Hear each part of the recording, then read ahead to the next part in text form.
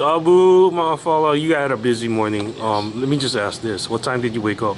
I got up this morning at 3:30. And you did all your prep? I did. Got everything ready. Got the food. Oh, yeah. You fed them well. That's I didn't eat any. I saved it for the people who really need it. And then the paperwork, all the names, everybody's here on time, prompt. Yes. Almost professional, I would say, but they're kids. And they came through. Well, I think they're excited. Excited. The families are excited, and this is just, like I said, a little bit more intimate setting, and an opportunity for us as an athletic department to kind of show our thanks to the families and the kids. The kids have represented our school for 4 years and plus, some of them from intermediate and even down to elementary. So just a little way for us to say mahalo. And several swimmers, some going to New Hampshire, LaSalle, water polo, all over the country. And my completely ignorant estimate is that that was about $1 million worth of scholarships or financial aid or whatever you want to call it. Absolutely. I mean, if you think about it, maybe 200, if you want to call it $200,000 a piece. We had 7 kids up here, so that's a lot of money. 1.4 million around. That's a burden off the parents. You don't have to take out loans and work a 4th job or. Oh, absolutely, absolutely, and that's what it's all about. We just hopefully they get opportunities and they get the best financial aid package that they can get, and that burden, as a parent and being a former collegiate coach, you try to ease that burden because if things are stressing out at home, then that there's an expiring time clock on how long they're going to be there to compete for you. So the burden kind of shifts now to the programs they're going to, for those guys, those coaches and administrators to find money, patch things together, whatever way they can, because money is scarce. Yes.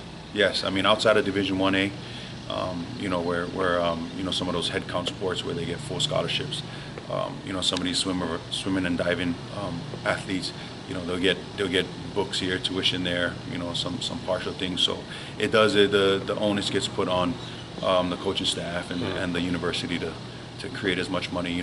Thankfully these kids have come to Kamehameha, and so they're well prepared for college and the ability to gain outside scholarships or even some money from the Pauole Foundation. So that's the number one thing. We just want them to strive for excellence in school, do their best on their playing surface, and all this collegiate athletics things will take care of itself.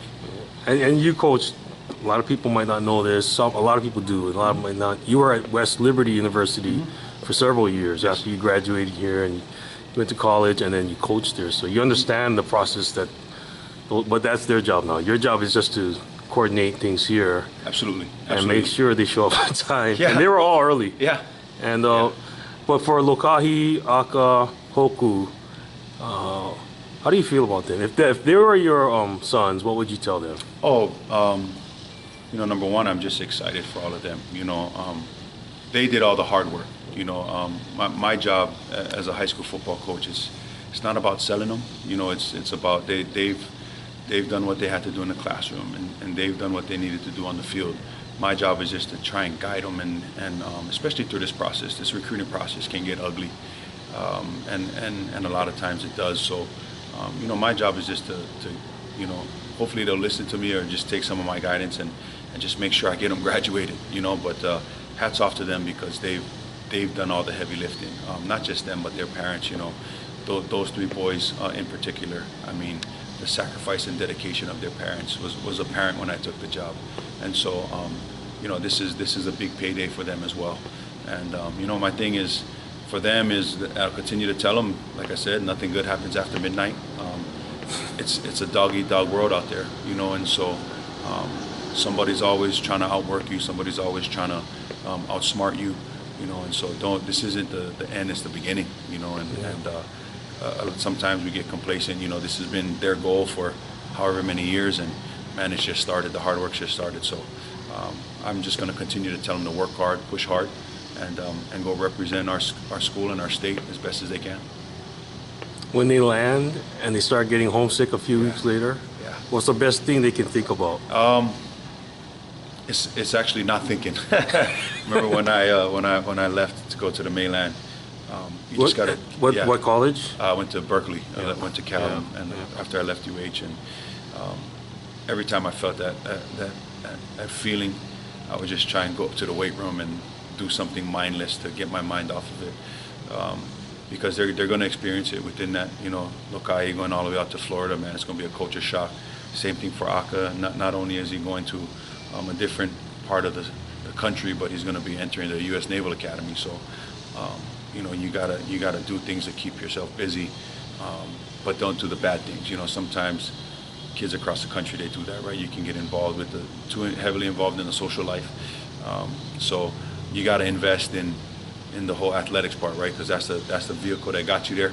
So my thing is go lift as much as you can and just surround yourself with good people. And then with Lokahi, I think he's got Dylan there, Mackenzie. Yeah. So he's got some ideas about, okay, what are you guys doing after practice? Okay, let's go do this. Constructive. And, but Lokahi, he seems so mature. Yeah, no, he is. And, he turned a big corner for us this year as far as leadership is concerned. And he understands what's at stake. And so I think he'll go out there, and because he'll be in a foreign place to him, and he'll invest what he needs to be successful there. And Hoku, I think, like I mentioned to him, like for Hawaii, they know what he can do. It's almost like a steal. Yeah.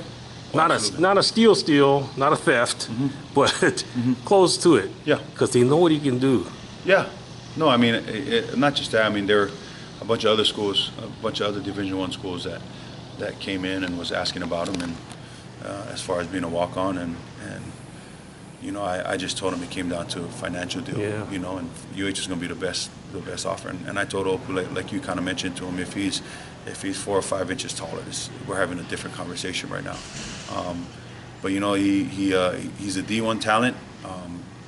He's committed to being there, and it's good that he's here at Hawaii because I can keep a thumb on him and Tiger, make sure that they don't go through the freshman and sophomore woes that I went through. So.